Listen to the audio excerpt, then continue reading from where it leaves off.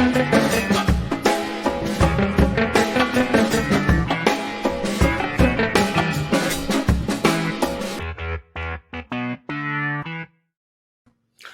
guys, how you doing? Welcome to On the Rocks. I'm your host tonight. I'm Jamie Wilson, and yeah, we've been having some rainy days lately. So I hope you guys are staying safe and dry.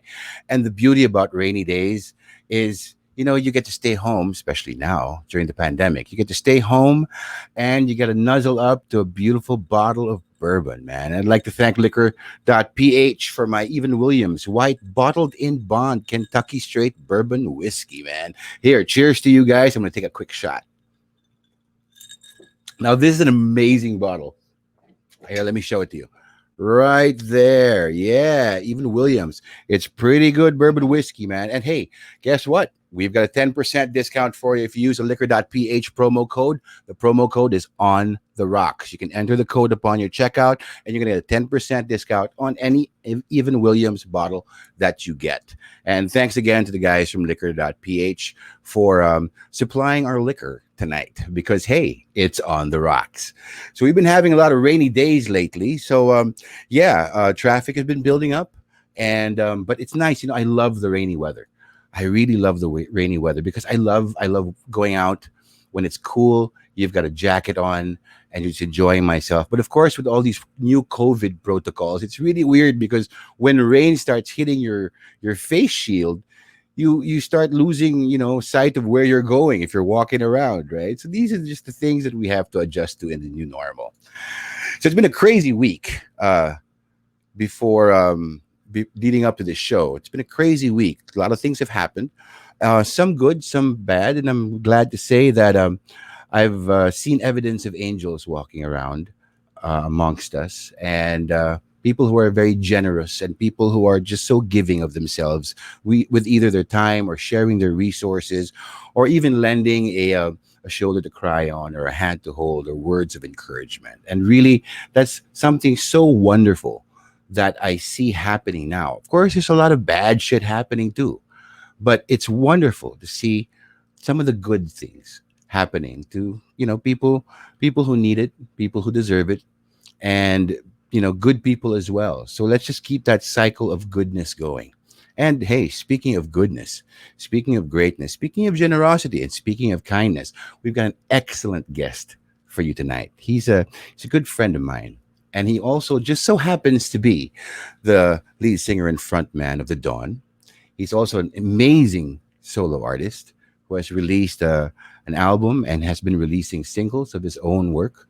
He's also a fantastic actor, my fellow rocker in the theater world, and he is funnier than you think he would be.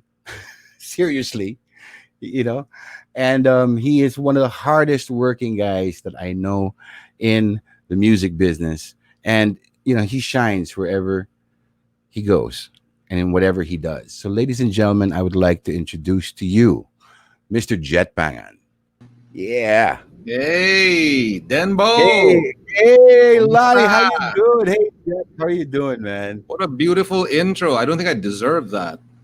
Oh, you deserve that and more. Actually, I've been meaning to write a really good intro for you, and I said, "No, let it flow," because everything I said is true. Everything you touch is amazing, and you're always amazing to work with. So I'm so glad. Thank you for coming to the show, Jet.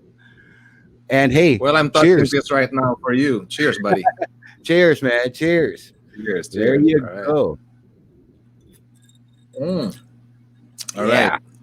So, Hey, Jet, how's the Jamie, pandemic? before you do your thing, Oh, before you do your thing, sorry to cut you there, my friend. But before you do your thing, I just want to show you something that you might remember. uh-oh.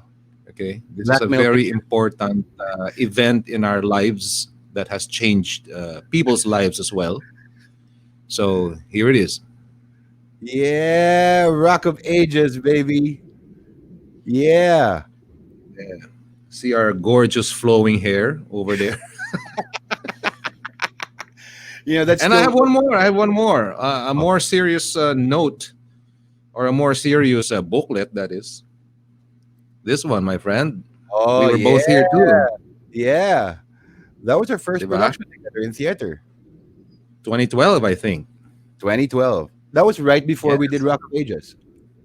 exactly. So yeah, Yeah. we've had our stage time. So yun lang.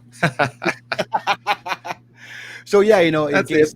in case you guys didn't know, and I don't know if it's impossible for you not to know that Jet's not only a fantastic singer. I mean, this guy can sing the phone book and make it sound fantastic, but he's also an amazing and critically acclaimed and award-winning actor. You know, well, we're going to be talking I about don't know if that. it's for this show, but yeah, okay. Yeah. No, that show was purely fun. Rock of Ages was just it was so much fun. It should have been made Oh, illegal. exactly. You know. Right, right, So, right, right, right. so how's the pandemic treating you, Jet? How's it been for you? uh, well,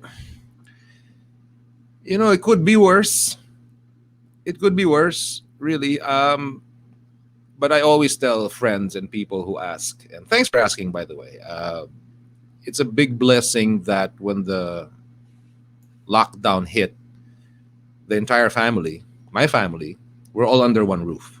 So we're all here at home, and that for me is a big, big thing because it for one thing, it keeps me sane to know that we're all home and we're all safe.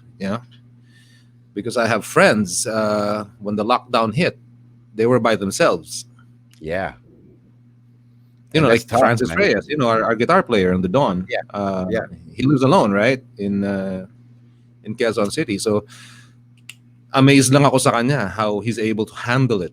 In those times when the quarantine was at its most extreme and he couldn't go out.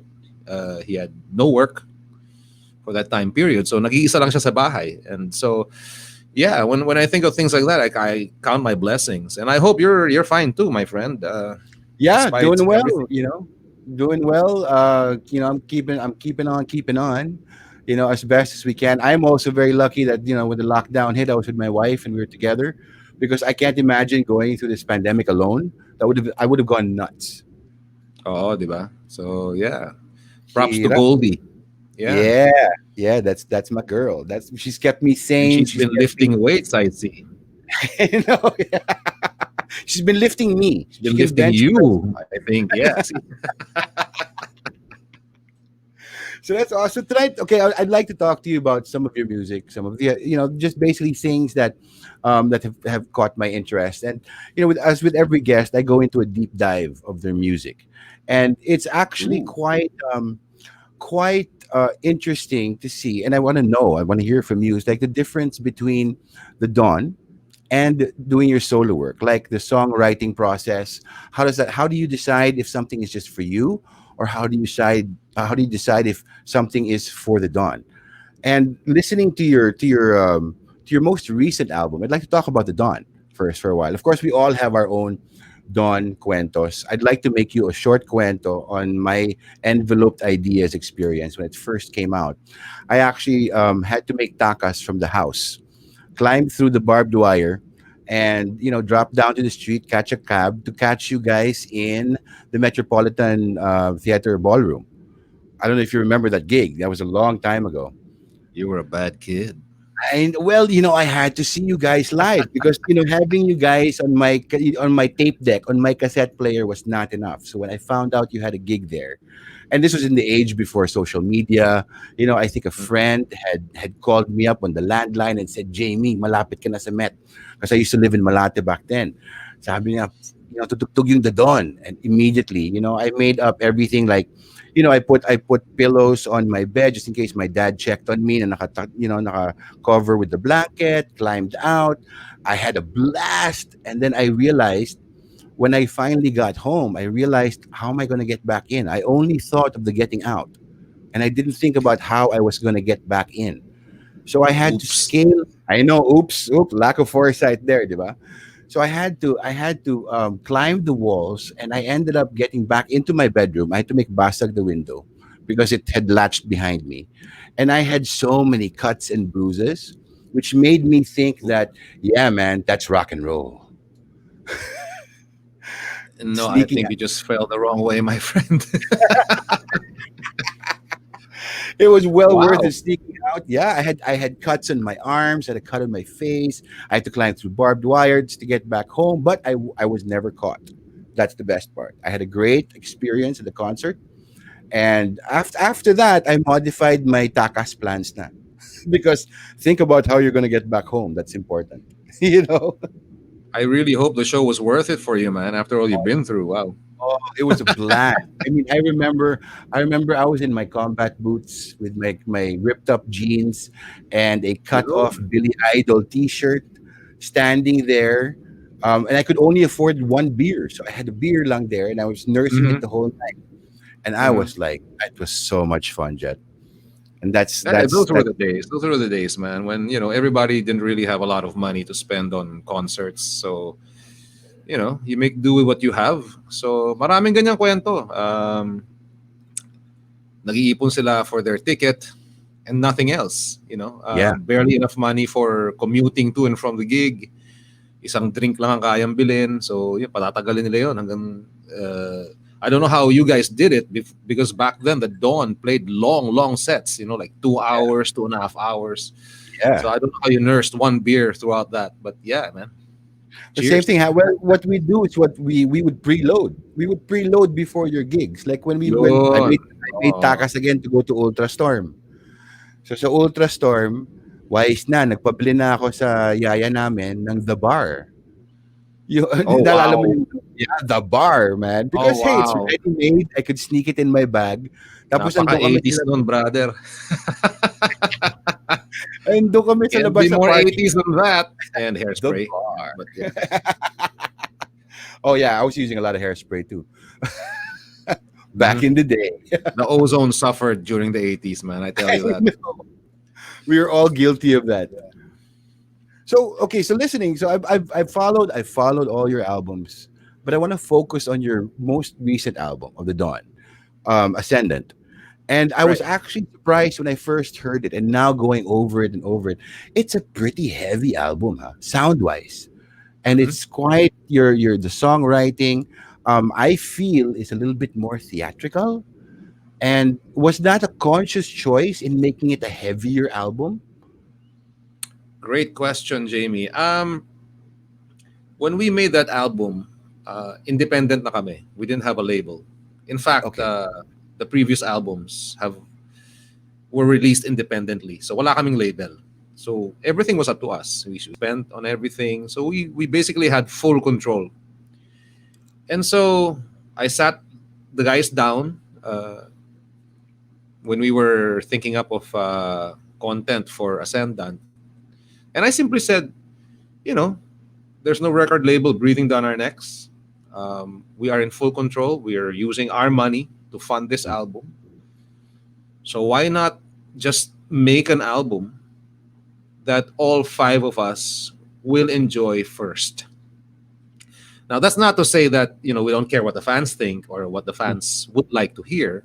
yeah. But I believe if you've been a band for 30 plus years, you already have an idea in the back of your mind that if you come up with something that say I like or Juneboy likes or everybody likes, the audience 90% I would say will also enjoy it. So to cut a long story short, parang sinabi namin, uh, to hell with what we think radio will play or not, or or what's gonna be a hit or not, because we don't know.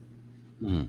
Yeah, We you never cannot know. pretend to know, especially it came at a time that was 2018, 2019. I know, the internet age is already, in full swing as far as music is concerned. Nobody was buying CDs anymore.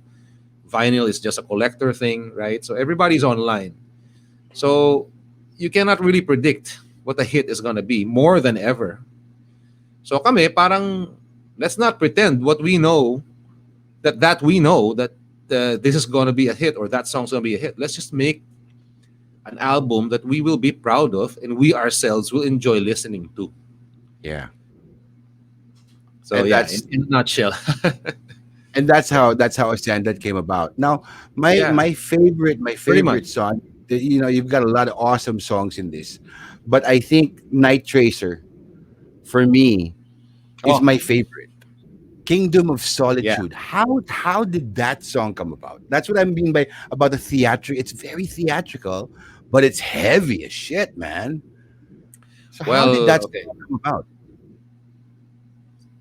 Okay, the funny thing is, that song, the music was written entirely by Francis Reyes.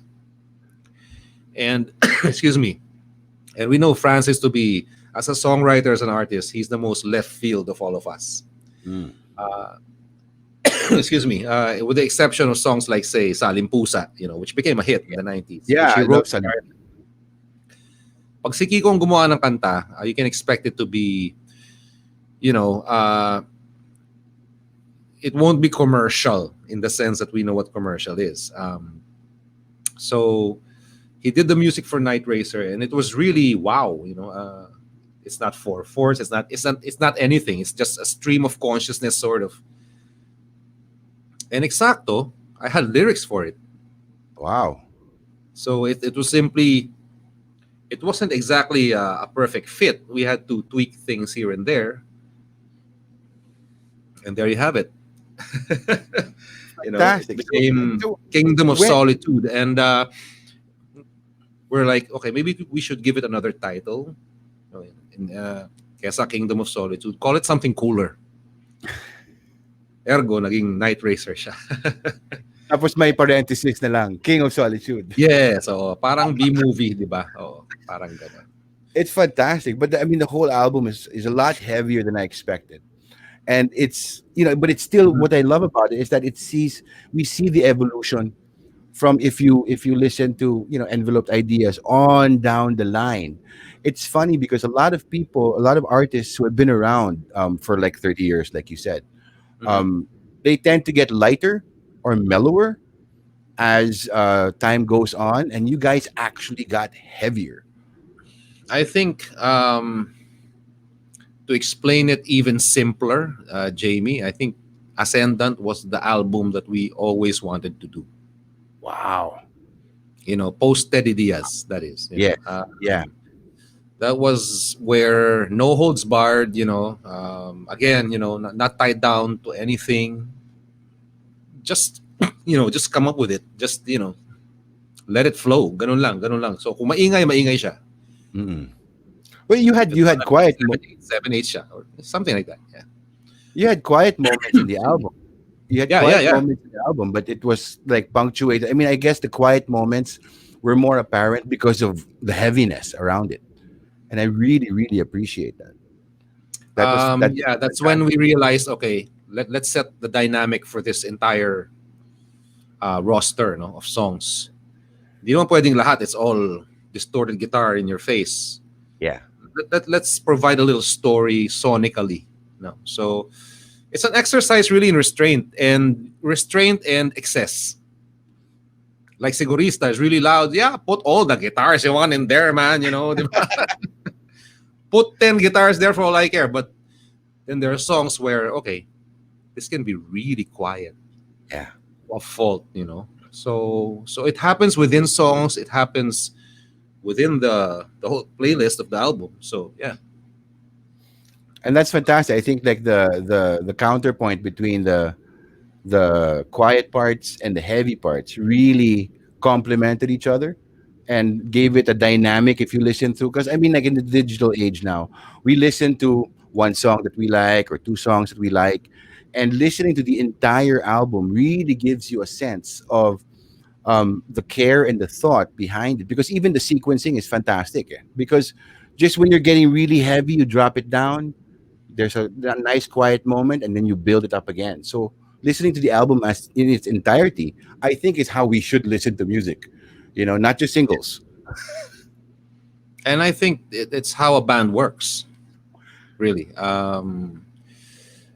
It's not me and the four other guys. Yeah. That's really the five of us.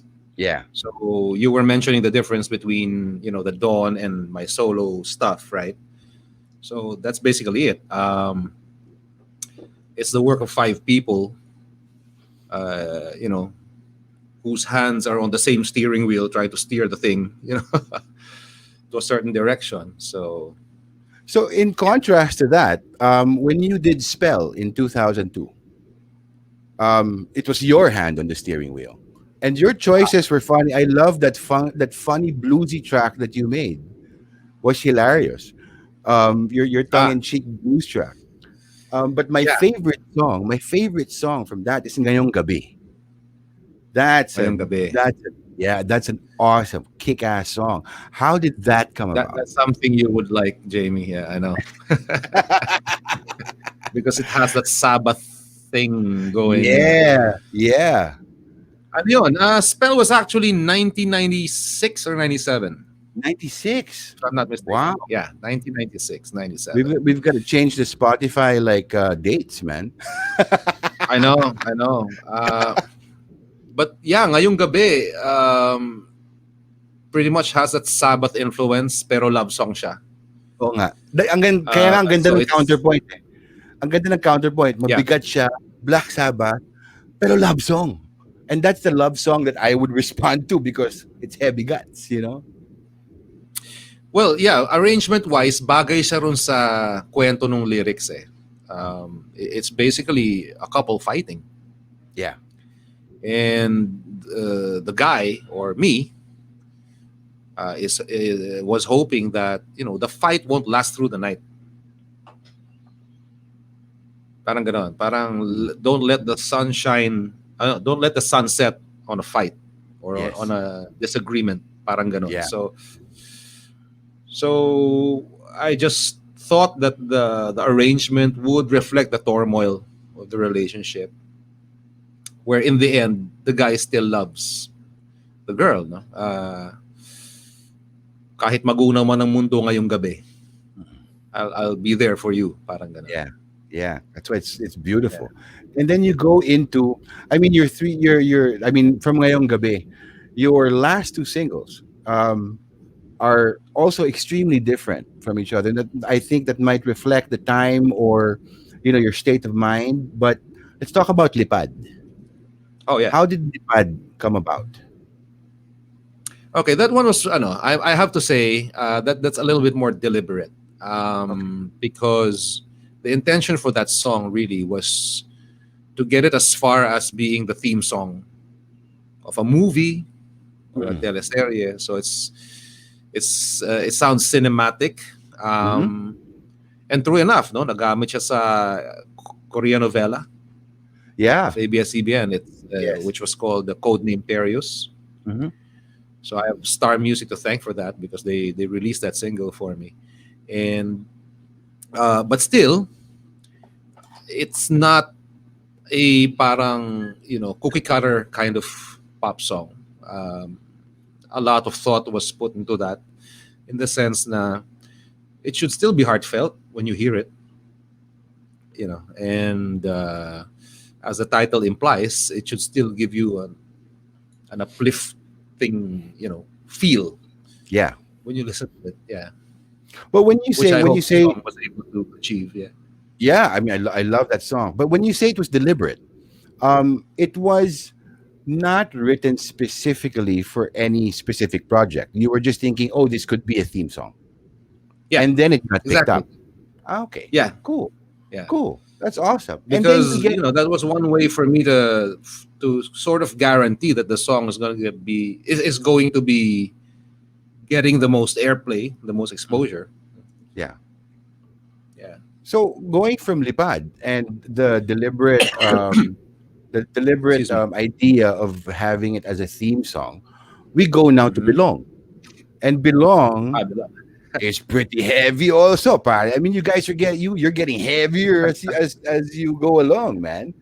And that's did you wrote that with Kettle? No, I wrote the song. Kettle arranged it. He arranged it. So I pag ako nagko-compose, pare, ano lang ako, gitara lang and boses, clang, Okay. clang, clang, clang. Just as long as I have the chords down, I give it to Kettle. Yan, dude, rock it out. So that's basically what happened. Oh. Belong is a fantastic anthem. I mean, that was one of the songs that made it on my Proof of Life playlist when it was Thank released. you, thank you, thank you. Yeah, Because appreciate it. seriously, like going through the pandemic, we were all unsure of the world, and the one thing really that kept me alive is music. And Belong was one of the songs as soon as Same it came here. out. Yeah. As soon as it came out, I'm like, this has to be in my permanent playlist. and it's a fantastic song. When you write your songs at home, for example, and you're making clang clang lang on the guitar and all that, how do you send it out? What's your setup like? Uh, you know, Um, oh, you is mean it my technical setup for Yeah, I recording? mean, is it you just send it over by a phone, or do you have a better setup at home? Because now everybody has Oh, their studios. You know what I mean? well, what you see now is what you get. It's this laptop, this nice mic, courtesy of Rode Philippines. Thank you, Kevin Nice. Malupa. These headphones, and that's it. When I write songs with someone, when I collaborate with someone, so if for instance, with Kettle, it was just my phone, man. Nirecord ko lang sa telepono. And then, yun, sinend ko na sa kanya. He has the studio. So, Yeah, yeah. He has a nice studio. He's been yeah, inviting me he's to the come out to one the who can studio. come up with a nice demo. But see, Belong was created before COVID. So we were Mm, able to record it in a proper recording studio. Hip, sa BF. Yeah. So nice. And it that's was why all properly recorded. Yeah. that's why when we saw the footage on the video, I'm like, what are they doing? Because I didn't realize it was written and recorded before the pandemic. So I thought you guys were going out during the pandemic to record. And I was like, pwede na pala. Pwede na pala. And then yung pala hindi. Yeah, but if you see the video, kahit papaano, may social distancing na rin kami nun. Because I think there was already news that, there's this certain virus permeating somewhere and might, infect the world soon. So, yeah, but So that you was guys before were before COVID. Yeah, before the lockdown happened. before the lockdown. Yeah, And that's fantastic. I mean, like that's one thing beautiful about like these trying times that we live in. We're living under a pandemic, the lockdown. There's a lot of uncertainty, and music really, me personally, helped me get through it. And it's so nice. It was actually so nice to have the time to spend listening to this music, because usually we're so busy that yeah. music becomes background. But then I started sitting down and actually having listening sessions for my sanity. And Belong really got me through, pare. Let me tell you. And that's Well, something I thank will you, thank you, always man. be thankful for. Oh, Hey, there's a okay. flash on the screen. Yeah, we have a question from Mags. How do you make such smart and catchy lyrics without making it too cheesy? Wow. Oh wow, what a great question. Hindi ko alam. No, or maybe I do. Maybe I do. That's a great question, Mags. Right? That's a great question. Early on in the dawn, pa lang, when we were writing words for our songs, I had this sort of personal exercise in writing lyrics. Back in the day, Jamie and Mags, Mm. that was the 80s. I was avoiding words like I love you. I was avoiding words like love or pag-ibig. With the exception of love will set us free. Yeah. Oh, oh, Which is an entirely different message in itself. Iniwasan ko yung mga words na yun. Not because I didn't like those words, but it's because they're overused. So parang challenge ko yung sarili ko, how can I say something that means I love you without saying I love you? mm. So that sort of became my habit when I write words. Not exactly about love, but how can I say this in another way? So is it metaphor? Maybe, maybe not. So yeah, it's just an exercise na instead of saying it literally, which works by the way also. I mean, I'm not gonna stop anybody from writing songs in a literal manner, diba? But I guess it just became my habit through the years, whether it be Tagalog or English, to say it in another way that you won't get sick of Yeah. listening to. Ah, As time wears on. all right. Thank you, Mags, for that question. That's a great question. Yeah, great question. I There's was like, I was stumped there for a while. oh, oh, oh, Yeah. questions coming up. That question was too smart for me. So yeah, So wait, there's another I'll drink to question that. here. Yeah, cheers to that, guys. Cheers to that question. It's a Yeah, great yeah. question. So yeah, that's a great songwriting exercise right there. How do you say I love you without saying the actual words I love you? And that goes for all the messages for your song. So in case the message is I want to give you hope. How do you give them hope without actually saying I give you hope? So Yeah. finding ways to write it differently. There's another great question here from J.R. Jansen, and that's going to lead into our next topic. How do you divide your time and your talent from being a singer and an actor? And we're going to be talking about Jet as an actor because I've been talking to some of Jet's road managers and roadies, getting cuentos for research and all that, and asking them if you're different, if you're doing theater or if you're with a Don or with your at gigs with your solo gigs. But how do you divide your time and your talent? That's two mindsets right there. Well, first the time. I'm just lucky that I have bandmates who are very supportive and understanding of what I want to do outside of the dawn.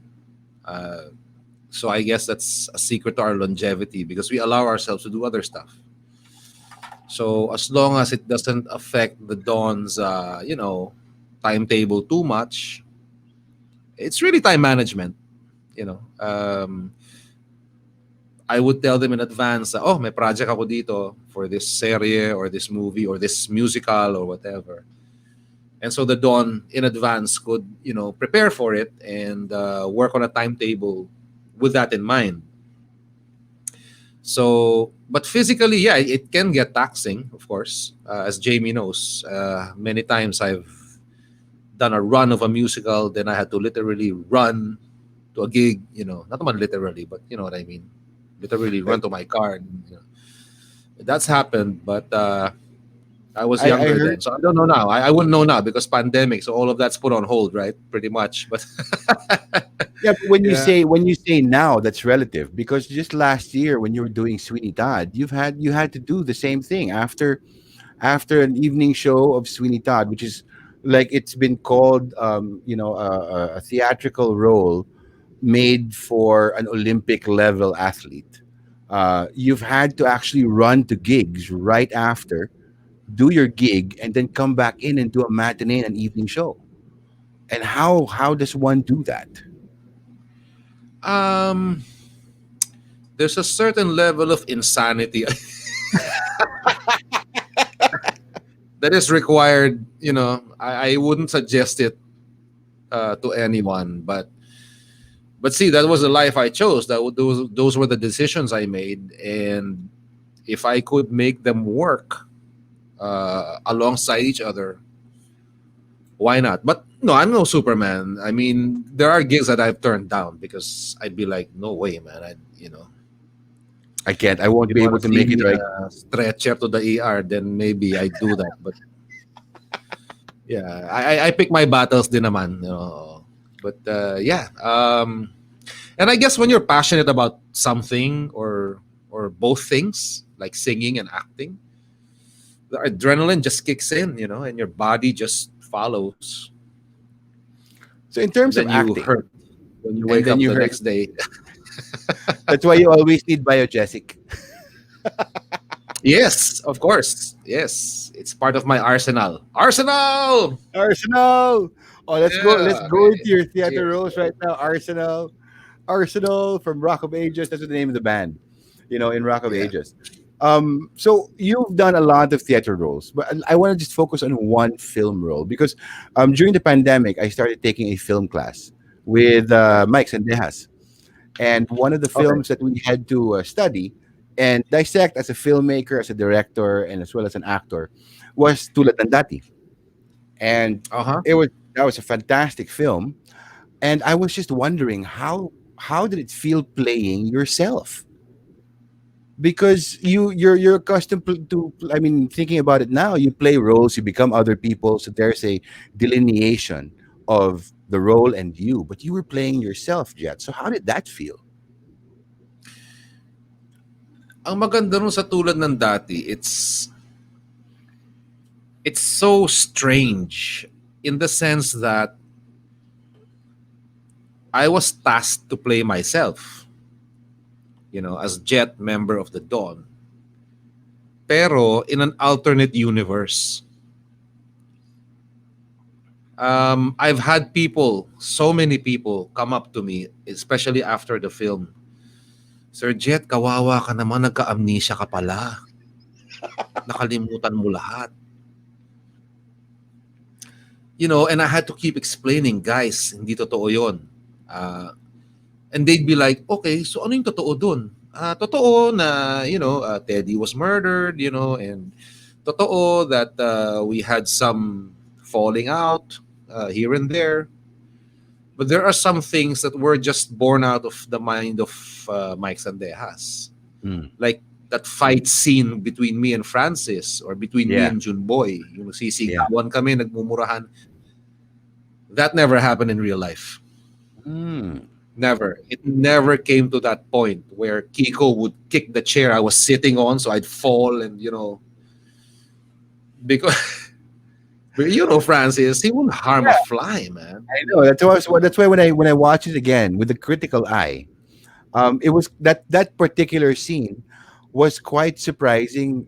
Now that I know Francis, I know Boy, you're like, oh my god, man, what if this really happened? It's like someone came to you and said, Jamie, I want you to star in a movie starring you about your life, but I'm gonna tweak things a little bit. So you still play yourself, but Jamie, okay, you're a theater actor, but you joined the CIA. Parang Wow, ganon. wow, So, something like that. yeah, And it never happened in real life, in your life, but you're still playing yourself with fragments of your own reality mixed in with the fictional. So it was strange in that sense, which was also a challenge because I had to play me in an alternate universe, sort of. so you had to make decisions based on what would Jet in real life do versus what would Jet in the alternate universe do. Yeah, yeah. Wow. So kung nagka-amnesia talaga ako, how would I deal with it? Yeah.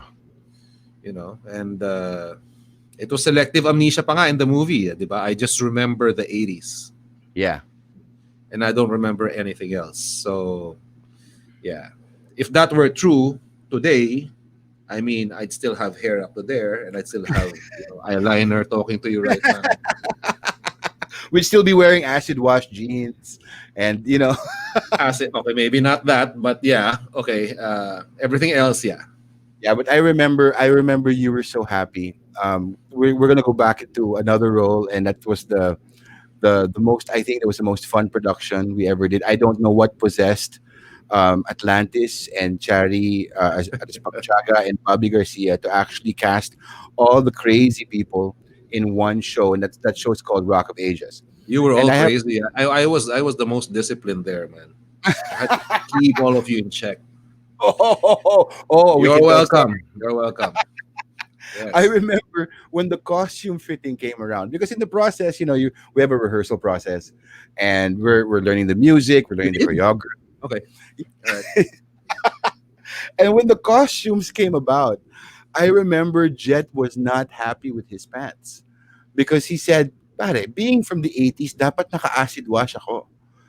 And our poor costume designer, Twinkle, I think Twinkle, had to search for acid wash jeans, which would be perfect for his role. His role was Lonnie.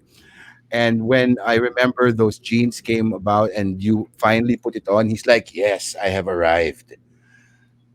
So yeah, acid That wash was that jeans, was a proud moment because the costume designer listened actually to me. right?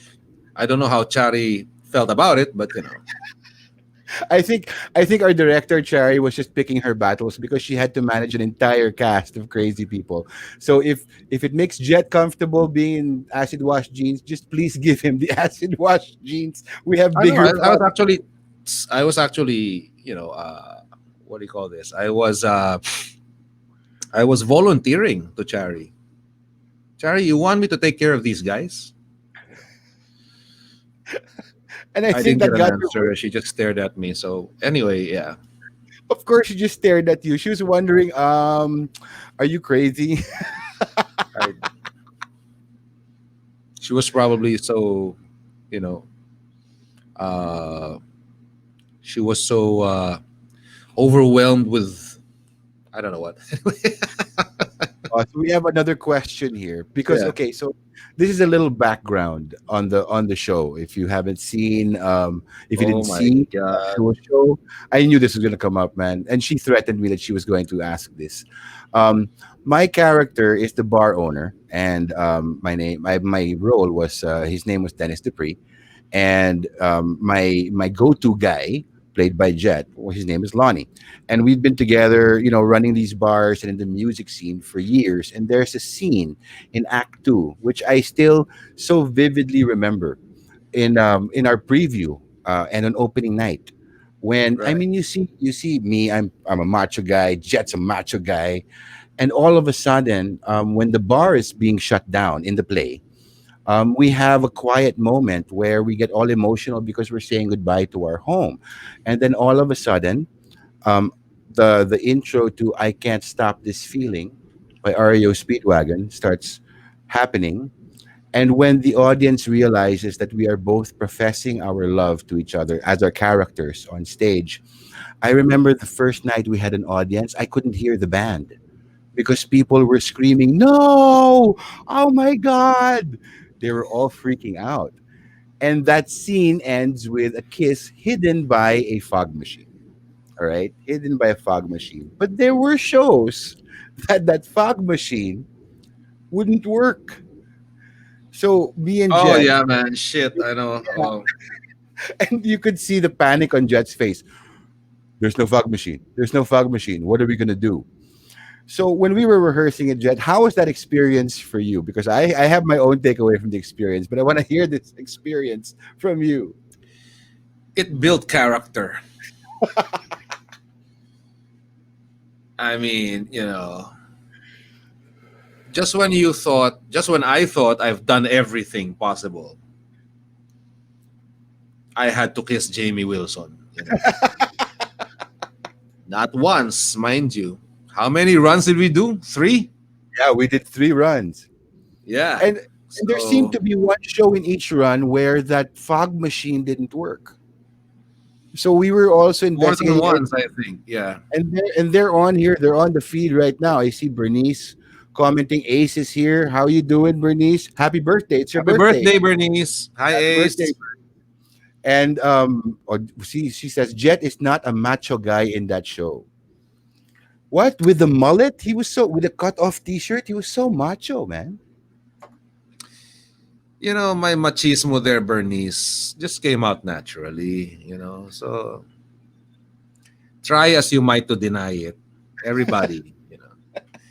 I was reeking of macho-ness. So anyway, yeah, going back to that scene, yeah, it's unforgettable, of course. Especially when the fog machine didn't work, I'd be like, oh, okay, what do we do now? So I really gotta kiss this guy. So Here we go.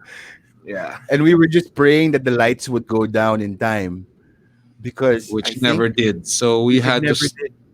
yeah. So that had to happen a little bit longer than we wanted. But that was such a Tapos hindi crazy. ka pa nagsishave. Grabe ka. I'm telling you. Oh, I had a beard and all that, and you would complain na Hey, parang I'm getting beard burn. for F's sake, shave, man. I couldn't shave. That was my look. You know. I think that's got to be the most fun production because not only, I mean, if you're not familiar with Rock of Ages, it's all the iconic glam rock. I mean, we had like songs from Warrant, Bon Jovi, Journey, and it was funny because working with theater people who were not familiar with these Oh yeah, songs. yeah. Diba? It was me and Jet who were like the authorities at rehearsals. Diba?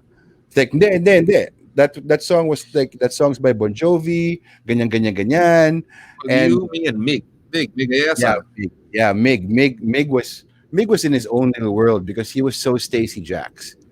He was just, in that role. But at the same time, he was also, super down home and actually pretty funny. We got into so many shenanigans, and our stage managers here and our production managers here on the thread on the comments, I'm sure can tell, stories. Oh, si Bernice is saying, I will never forget Jet asking Chari if he can have a mustache. Kasi I think he was bothered because I had the bigote. So he wanted to, like, It was the 80s, right? Everybody had that handlebar mustache. And it's not my fault that you, Bernice, and Chari didn't know how the 80s glam rock scene was all about. Mm, So, see, yun yung bigote ni Jamie ngayon. Ganun yung 80s. correct. But of course, he's not sporting a mullet. So I think Chari was very thankful that I gave that suggestion. So, yeah, you're welcome, guys. Really. Yeah. Just did my Jet, part Jet, to Jet's give truth bigote to the show. Yeah. Jet's bigote saved the show, guys. Saved the show. And we went on to do three I don't runs want to of that. brag, but yeah, maybe it did. Yeah. We went on to do three runs of Rock of Ages. All right. And in the last run, in the third run, I was made associate director. And I was wondering why me. And she said, well, basically, um, Jamie, you're the one that can handle all these, bugoys, as we affectionately call ourselves, the bugoys. There was one particular rehearsal where I felt that we weren't gelling too well together. People were coming in. It was early morning rehearsal. I remember we would start like 8 or 9 a.m. So it was torture, right? But I remember one particular rehearsal where I called for an over the top rehearsal. And Bernice, I'm sure you remember this. We were in Studio M. It was our last day in Studio M before moving into the theater. And I called as the associate director. I called for an over the top rehearsal. And I remember Bernice's face looking at me like, "Are you serious? You're asking Jet to be even more over the top."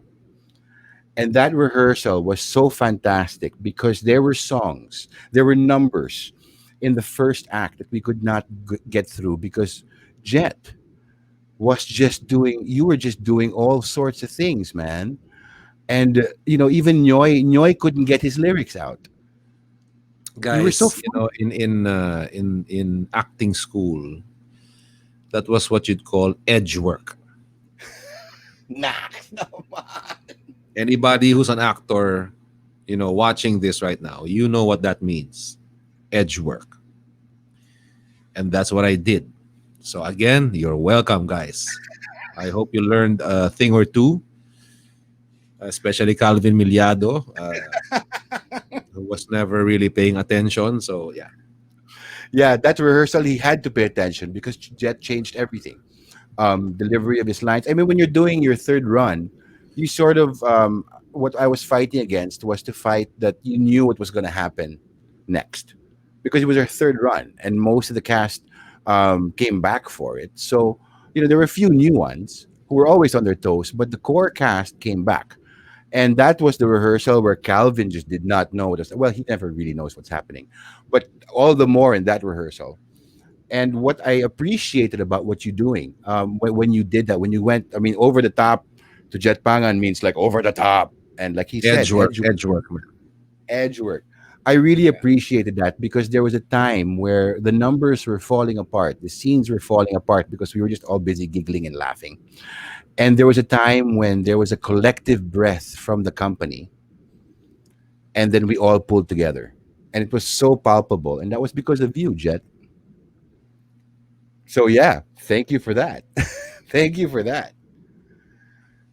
And in So direct if anybody contrast, out there wants to do edge work, you can contact Bernice Aspiliaga, my road manager, and I would gladly teach you at your own risk, of course.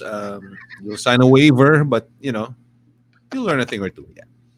you'll sign a waiver for your sanity. Yes, and for your overall safety. And but yeah, And then, so that was fun. So we've talked about you playing yourself in an alternate universe. Rock of Ages was just comedic fun, and in our element of the it was a 80s rock. blast. That was a blast. I'd like to talk about Jekyll and Hyde, which came before Rock of Ages, yes. But Mm. Jekyll and Hyde was a different challenge for you because you had to play both roles. You had to play the duality. And how was that as a how did that help you stretch as an actor? And that was a tough vocal workout too. Well, I'm crazy in a sense that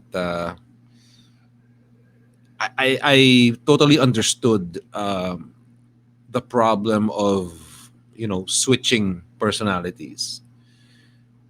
I mean, we all get that, right? Especially when there are days when things are going well and then something bad really happens and it just flips a switch, right? And so that's pretty much the take I did on Jekyll and Hyde, only done in a very, switch on and off sort of thing, di ba? Um, ano nga ba yung tanong mo ulit? How was it? Was Sorry. it difficult? Was it difficult switching between Jekyll and Hyde? Because sometimes our roles stay with us, right? Oh, yun, So yun. So, yeah, yeah, yeah. I have to say mad props to our director, Menchu Lauchenko Yulo. She was a fantastic director, and when it came to me uh, being guided by her for the role, I mean, it was just great. She was able to map out, what we call the arc, diba? yeah, Of Edward Jekyll. Sorry, Henry Jekyll Henry turning into Jekyll. Edward Hyde. And so it was not just a cartoonish, nice guy, bad guy sort of switch. But both characters had their own pain. And you know, based on Menchu's direction, I was able to find those things.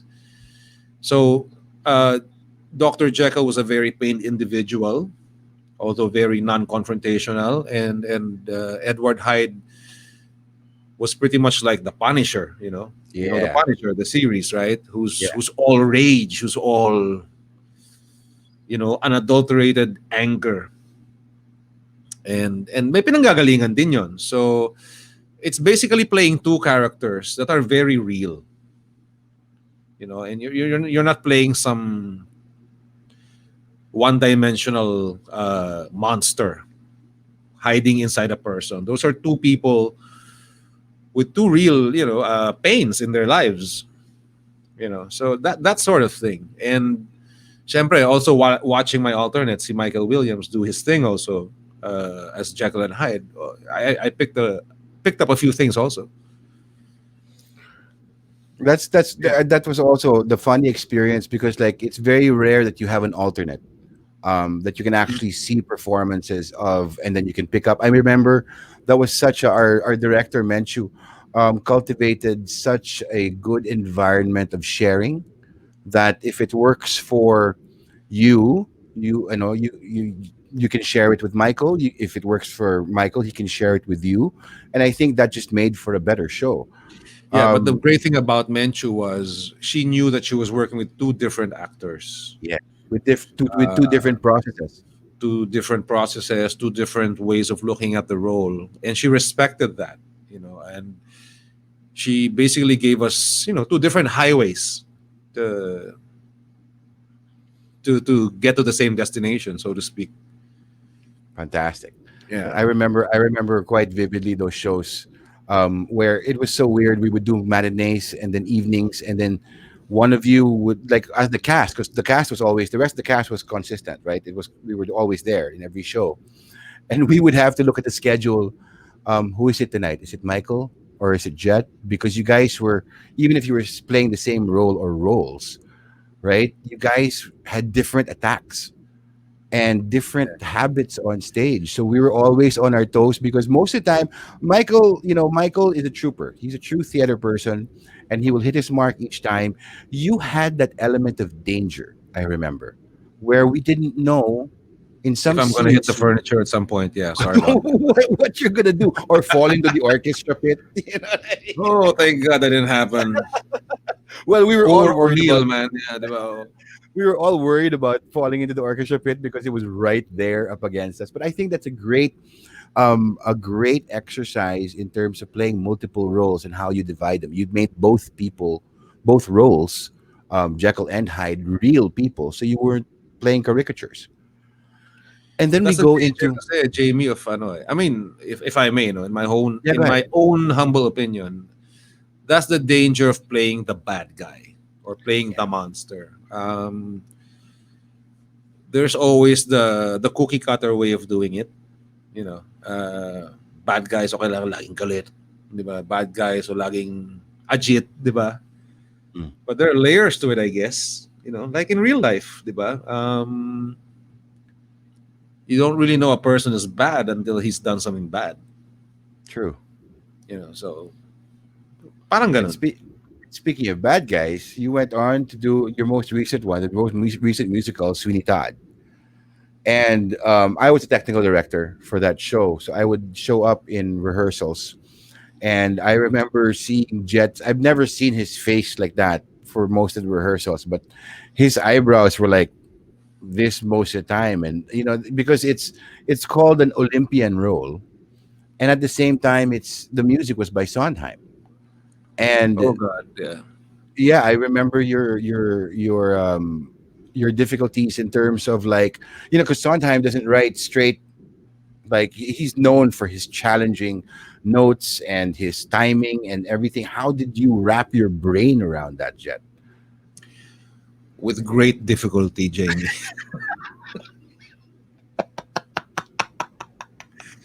Now I have to tell you, there were times I wanted to quit. Really, Wow. during the rehearsal process, right in the thick of it, I was already questioning my choices. I was like, did I do the right thing, accepting this role? Because it's really just so challenging. It's not a walk in the park, with George, pun intended.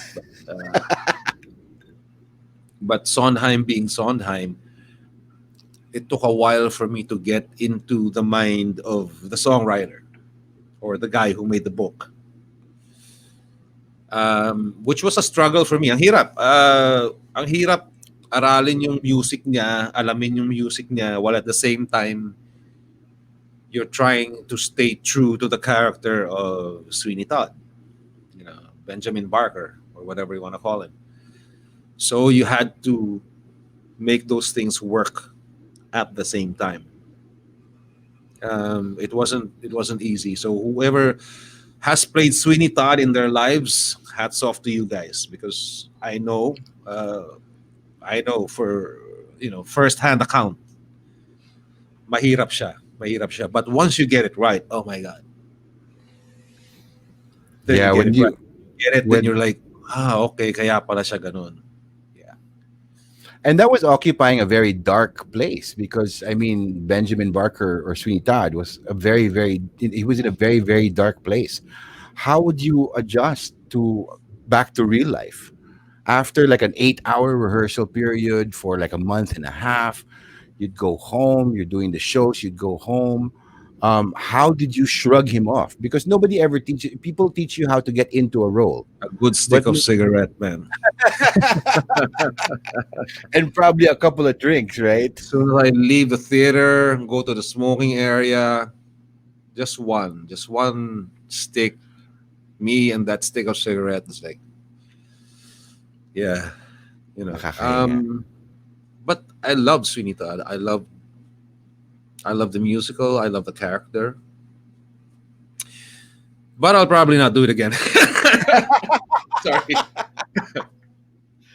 Well, I Yeah. mean, I think a great the great experience also of that. I mean, aside from this very very challenging role that you had, I Yeah. mean, we had a fantastic cast with Oh wow. us.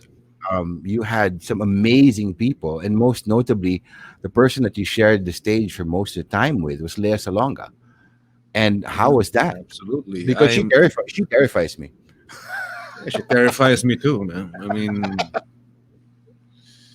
part of my Sweeney Todd angst was probably from being, scared shitless of her. No, but really, Leia was, it's my first time to work with her, full on in a show. I mean, we've done a musical before, Baby, but we never really Yeah. had stage time together. We were playing two different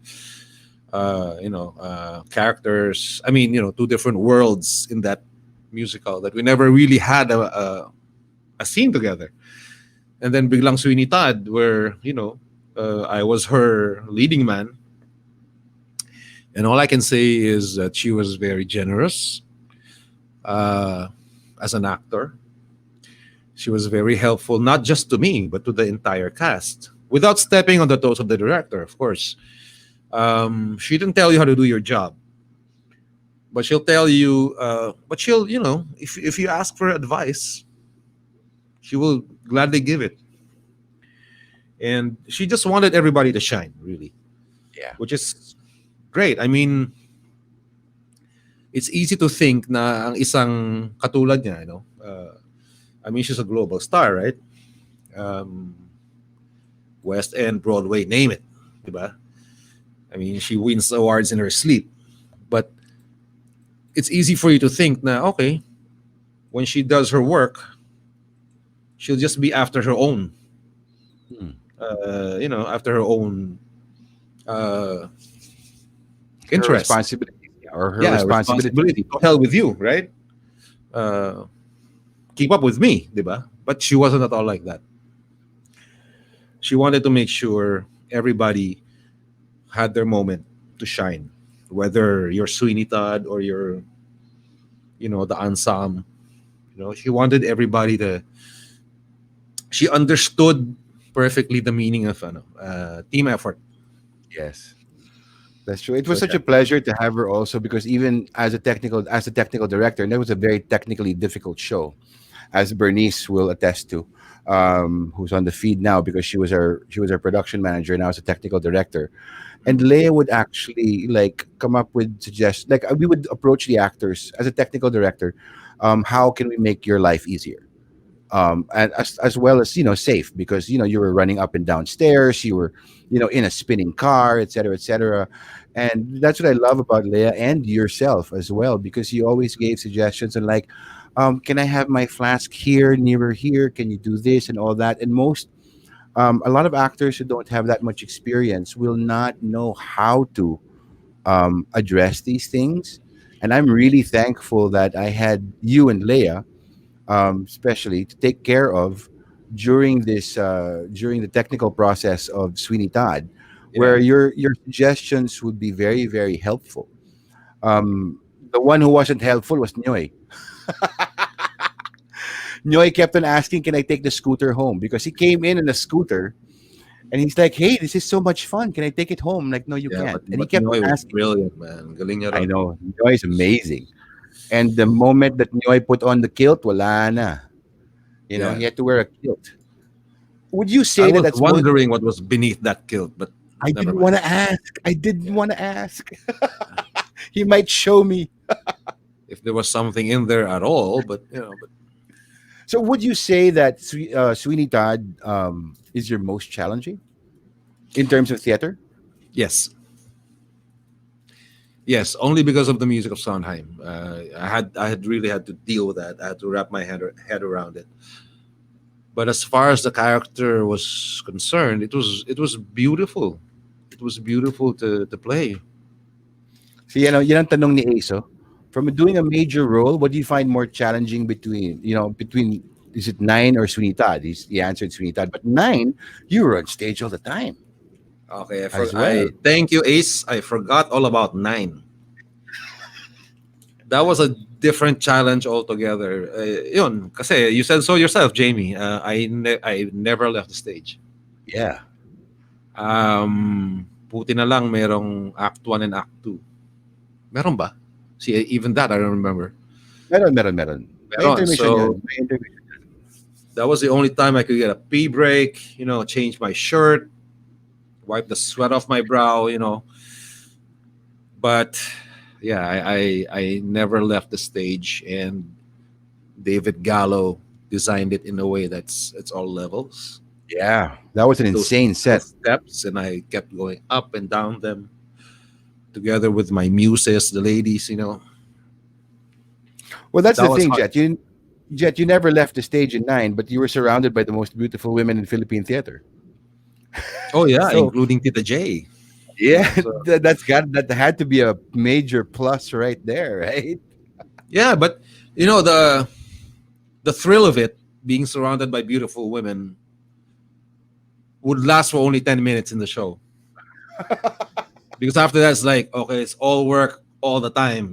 Everybody has to, you know, deliver, given the circumstances and the staging and the music also. Yeah. Oh yeah, another question from the comment section from Pablo Toledo. Any chance of doing a musical based on enveloped ideas, or even based on the music of the dawn? Ooh, that would Pablo, be we did a musical in 2008. It was called EJ. mm, It was a collaboration between the Dawn and Tanghalang Pilipino of CCP. So it was about the life of Evelio Javier and Edgar Hobson, two prominent figures during the martial law years. And they do they grafted the music of the Dawn into the musical. So yeah, so we've done that before, but it was a pretty intense musical. So yeah, we want to do another musical, probably based on the music of the Dawn. That's a little bit lighter, mm. you know.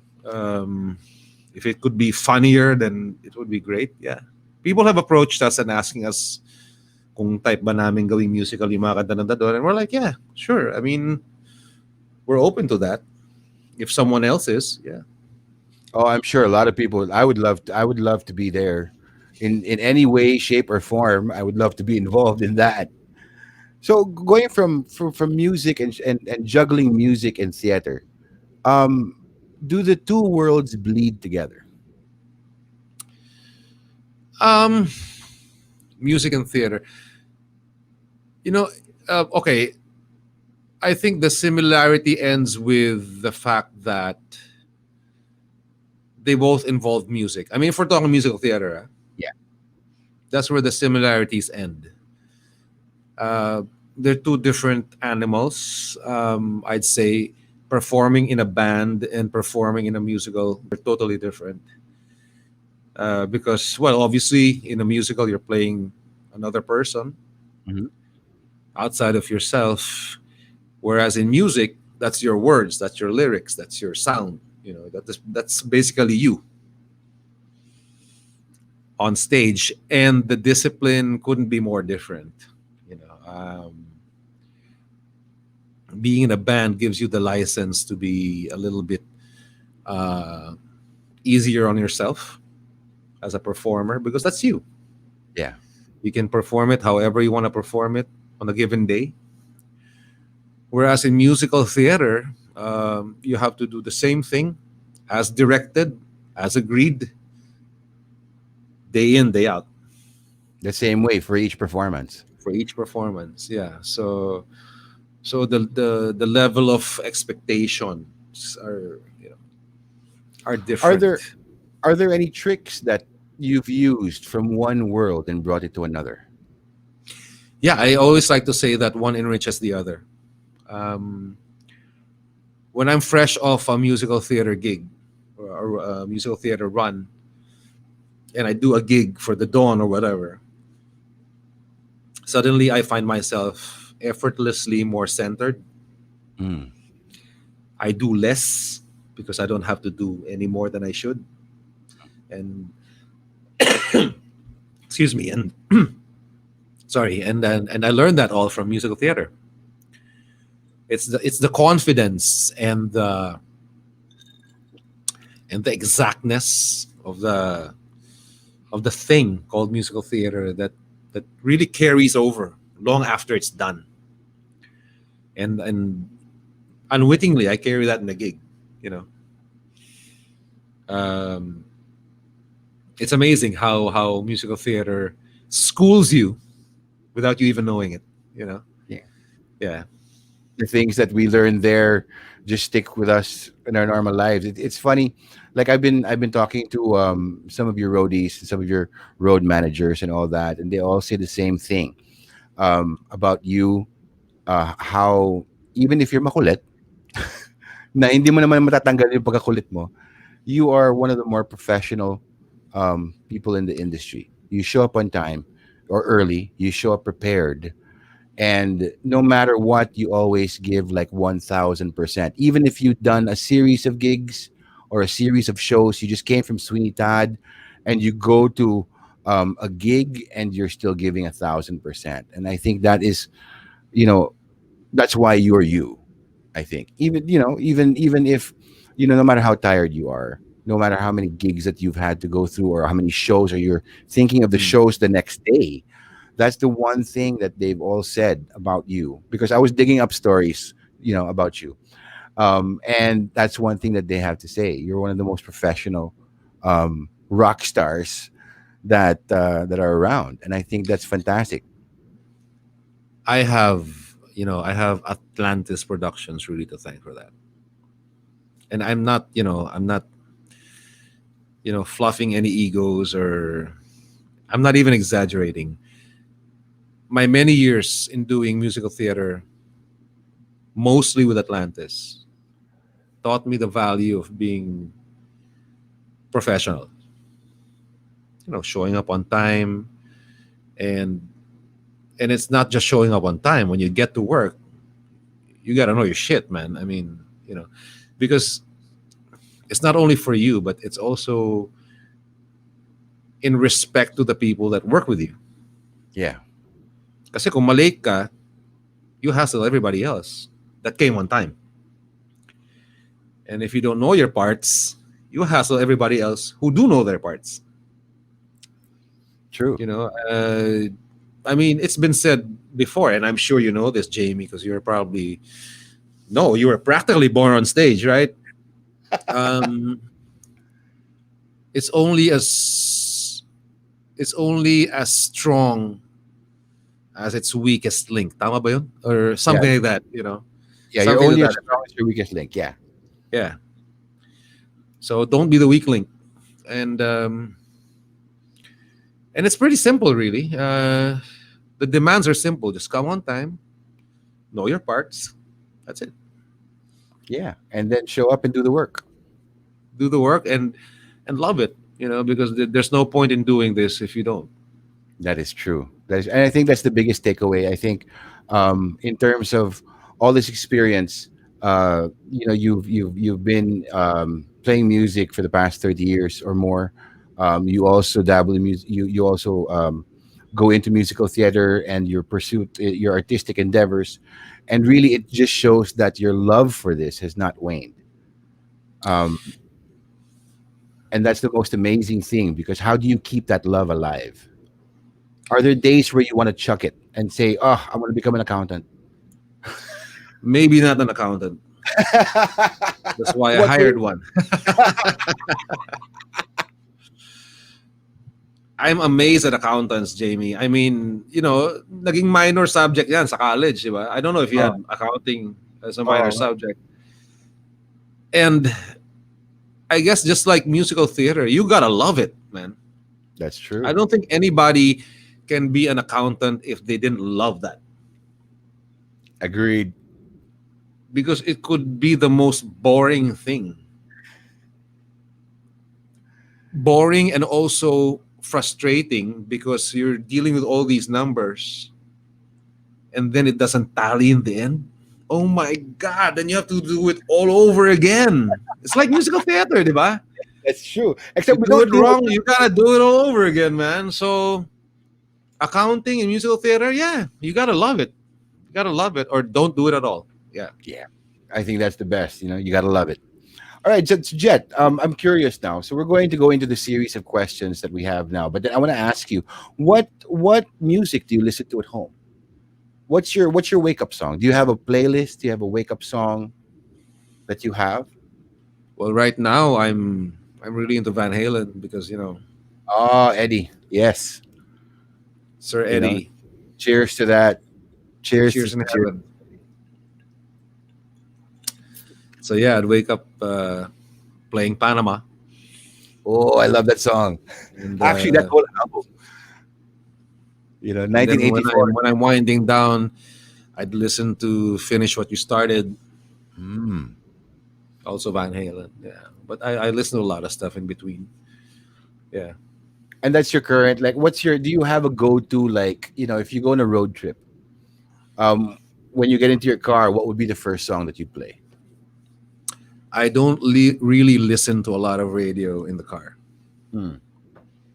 I don't know. It's become a thing because back when we were busier, before COVID, and we were doing our jobs as musicians and whatever.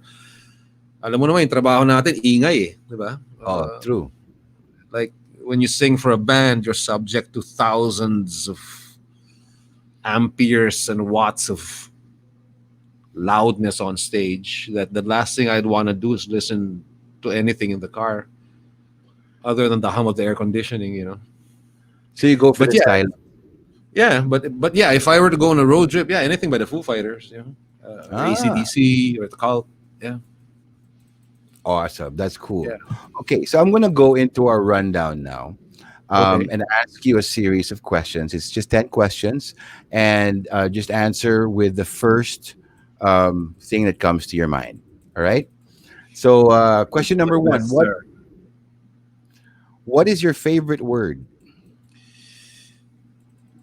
I just said it earlier, car, Car. yeah, Car is your favorite word. What is your least favorite word? I just said it also earlier, bored, That's true. Okay, what turns you on? a nicely set up aquarium. Ah, Hmm. interesting. So you like Yeah, fish. You like fish. I like fish. I like the janitor fish. I think Mm. it's a marvel of nature. It's nature's vacuum cleaner, and Wow. yeah, and you got that little Ferris wheel inside. It's wow, gets me all Okay. hot, man, and bothered. Yeah. Okay, what turns you off? Onion breath, specifically onion breath. Garlic breath I can take, but onion breath, Okay, what sound or noise do you love? sound and noise. A thick, distorted Les Paul rhythm guitar tone. Ooh, wow. That's very specific. A Les Paul.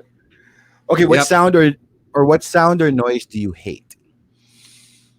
I hate fork scraping on a plate. Ugh. Mm. Okay, what's your favorite curse word? Shit. Nice. And if you could perform with any artist, living or dead, who would it be? Bono. Collaboration. Bono. Oh, I can imagine a duet with you Asa and pa Bono. ako, no? Diba? But yeah, Bono. Yeah. Hey, you never know, man. Dream big. They're all stuck at home as well. All it takes is an email. Baka si Bono, hindi rin makalabas ng bahay, di ba? So, Oh, collaboration na yan.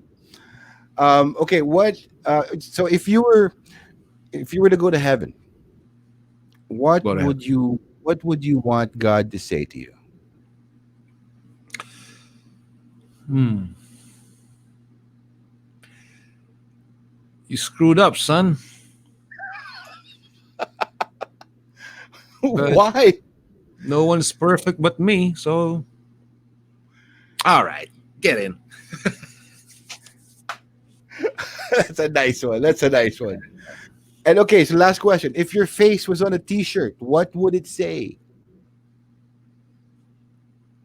WTF. I would want that t-shirt of Jett Pangan saying WTF. All right, so one for the road, one for the road. All right, Okay, okay. for our listeners out there who's watching this live now, and who's going to be watching the repeats and listening to the podcast. All right, for anyone starting out in music today, what words of advice would you give them? First and foremost, enjoy it, especially in these times with the uncertainty, with the new normal creeping up on us. Make sure you do it because you enjoy it. That should be the only expectation, not because you're gonna be famous or you're gonna make a lot of money or meet a lot of girls. Enjoy it, because if things work out, fantastic, di ba? Great. Then you're on your way to the big time. But if you don't, at least nag-enjoy ka. And no one can take that away from you. Words of wisdom right there from Jett Pangan. All right, on to our last call. So what's next for you, Jett? You've got a podcast as well. Actually, when I started listening to your podcast, I'm like, uy, it would be so nice to guest on Jett's podcast. Hint, hint. But naunahan kita. Naunahan ka talaga. Naunahan mo ko, but yeah. So what's But next? you're gonna guess on mine, man. I'd be happy to, man. Anytime. What's next for you, Jett? Use the bathroom, 'cause I really gotta pee. But aside from that, the Dawn might write a new song. Yeah. Hmm. In fact, we have some little germs here and there in the works to stitch together a new song. Only because we it's our therapy as a band. Hmm. Yeah, Fantastic. and yeah, I just continue on with my YouTube channel or the podcast, or live each day as it comes. Ganun na lang ngayon di ba? Just Yeah. Live each day yeah, to the fullest, and as much as you can, as enjoy much as you yourself. can, yeah, and say a prayer to those who are more affected than we are. Yes. Yeah, because we're You know, still so lucky. We're still we're so very lucky, man. I mean, those COVID numbers are not just numbers; those are numbers of people who are getting sick or losing their lives. So, yeah. to be here right now talking to you in good nick, right? Diba? Mhm. That's a blessing in itself. Yeah. Well, it's been a major blessing talking to you, Jett. Thank you so much for saying yes. And thank you for the words of wisdom. Thank you for the cuento. And I'll be chatting with you soon. So, ladies and gentlemen, thank you so much. Jett Pangan. Thank you, Jett. Thanks, everyone. Stay All safe. right. Be cool. Wow, man. So that was a fantastic conversation. Learning how someone like Jett Pangan can juggle both lives, because I mean he's somebody I've patterned myself after in terms of being able to do musical theater and to do gigs, and I think that's a fantastic piece of advice that he gave us. So you got to enjoy it. You got to enjoy yourselves. You got to love it, because life is too short to do anything else but anything but something you love, and I think that's so important. So yeah, we're going to be wrapping it up tonight. Thank you so much, Jett Pangan. That was a fantastic conversation, and I want to announce the winner of the offshore CD. We're not giving away the offshore compilation CD today. We're giving away the Cheats album called Before the Babies, and our winner is Mags Buizon, for the question on how do you make catchy lyrics without making it too cheesy, because pati si Jet natameme sa question mo. It's a great question, guys. And of course, I'd like to also remind everybody, um, we've got a Offshore has a new album dropping from June Lupito on October 23. There's an exclusive listening party tomorrow, and unfortunately, the slots are all filled up. So yeah, make sure to pre-save June Lupito's new album. It's called Bodhi 3 NMRK. It's out on October 23 on all the streaming platforms. The exclusive listening party is going to be um, getting a sneak peek tomorrow at all the songs. You're gonna get some lucky winner is going to be getting a chance to win a brand new guitar signed by June Lupito himself. I'd like to thank also Liquor.Ph for our booze tonight. Thank you so much for the Evan Williams White Bottled in Bond Kentucky Straight Bourbon Whiskey. Yeah, it's pretty good. It's fueling. It's 100 proof, guys. So it's pretty strong. So I've been trying to pace myself. And don't forget, you get a 10% discount if you order an Evan Williams bottle. If you use our promo code at Liquor.Ph, the promo code is on the rocks. And you can enter that upon your checkout when you order it. The details are on the description of this video. So yeah, it's going to be a fantastic week ahead of us as the economy slowly opens up, as we are getting more used to living under this pandemic. Don't forget, you gotta do what you love to do. You've got to be and try to stay as passionate as you can, because that's the reason we have for living. And really, you uh, if you find yourself, at a crossroads, just keep on rocking and keep on rolling. And if all else fails, just let the music keep you going. Because if life's gotten you shaken or stirred or a little mixed up or on the rocks, what matters most is that you take your shot. So cheers, everybody. Thanks for tuning in. We'll see you next week. Love you guys.